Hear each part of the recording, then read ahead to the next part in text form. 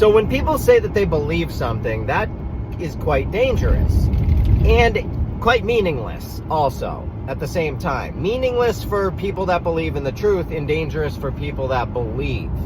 Now, what am I talking about? I don't believe in the flat earth. I know that the earth is not a spinning ball flying through the galaxy. It's not a thing about me believing. It's about me knowing. I know for a fact in my heart and in my brain, in my whole entire core, that the earth is not a ball endlessly going through the universe, and I can prove it. I mean, I've written a 200-page book.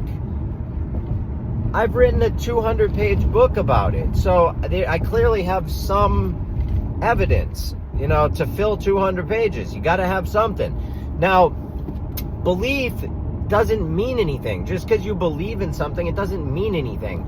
I know things. And then, you know, I question a lot of things. I don't really believe in much. Like, I believe in truth. I believe in digging to find the truth. And I believe the truth is on the bottom of so much shit, man. Piles and piles and piles of lies. So I think belief is a bit scary, all right? I believe in understanding things. I believe in trying to learn things. I believe in the scientific method. Unfortunately, we don't use that anymore in today's day and age. We don't. We have theoretical science that is meaningless and doesn't matter because it's theory. And then we have actual real science. We have earth science. We have actual real science. We have things that are happening on this earth that we know about, that we can actually, you know, experiment with, like the fact that the earth is not a ball spinning through space. I mean, when people say that Aristophanes discovered that the earth is a sphere using sticks, he didn't, man. He discovered that there was a circumference size of the earth, and a circumference size is the measurement of a circle, and a circle is two-dimensional, and two-dimensional is flat. So he didn't discover that the earth was a ball. He discovered the circumference size of the earth. Okay, that's nothing. Who cares? So when people say that, they're mistaken. That's all. They don't really know. You can just look that up. What I think is going on is, honestly, that we have been hypnotized into believing things and trusting the scientists, trusting the masters. Don't worry, just trust them. Trust the people above you that you're never going to get to have a conversation with or get to know. Don't look into it at all. Don't worry about it. It's ridiculous.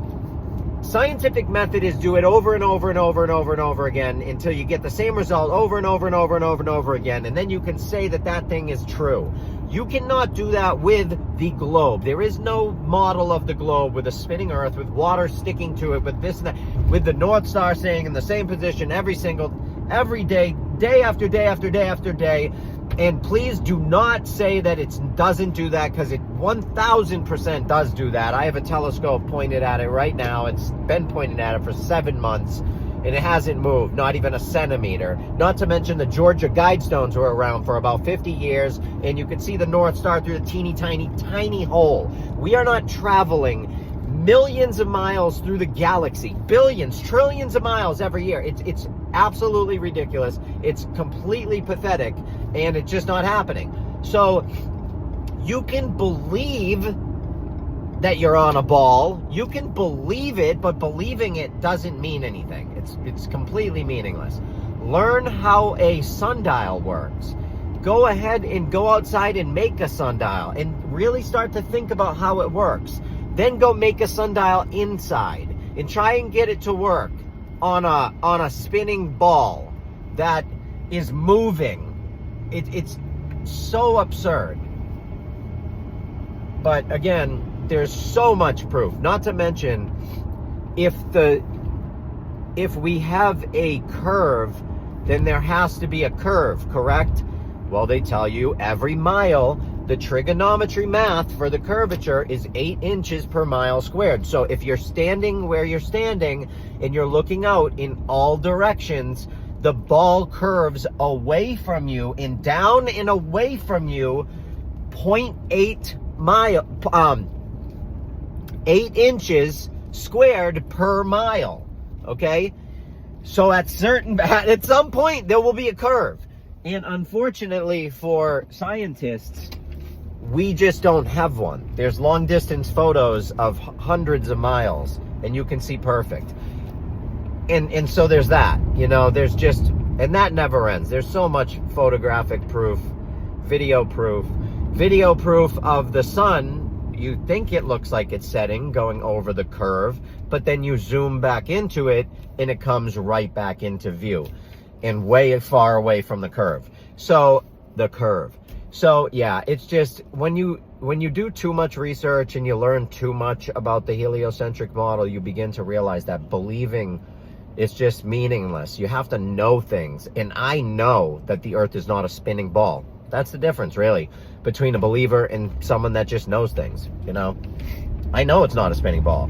I mean, there's a lot. It gets deep.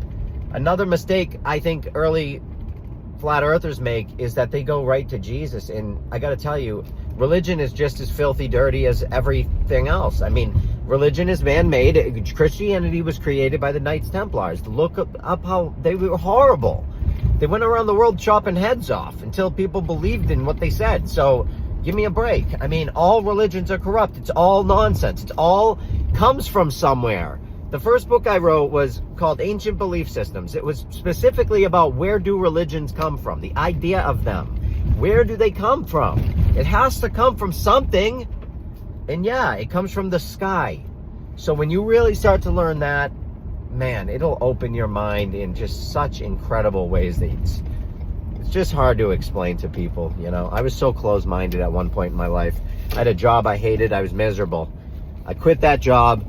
I started saying, fuck that. Fuck the money. Fuck all of it. I don't care anymore. And I got a job helping people. Now I'm out all day helping people. I make less, but I don't care. I just opened a nonprofit. I've been saving every single penny to open a nonprofit so I can do this on my own.